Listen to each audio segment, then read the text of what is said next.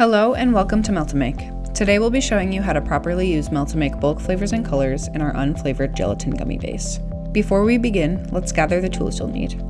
A digital scale with an accuracy of at least 1/10 of a gram, 2 beakers for your flavor and color, a lab spoon or small whisk, and a squirt bottle of filtered water.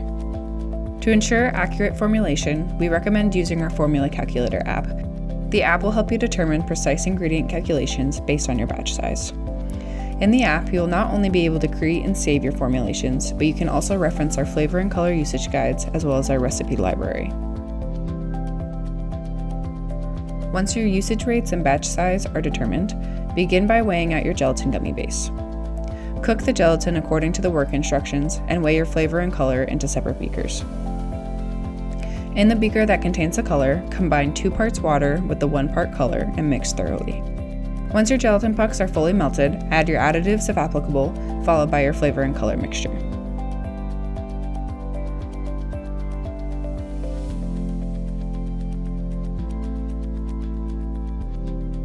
During this process, it's important to monitor your cooking temperature.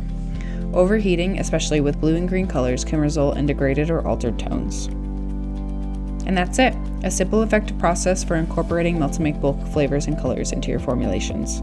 If you have any questions, feel free to reach out to our technical team at support@meltamake.com. Your success is our success, and we're here to help with every step of the process.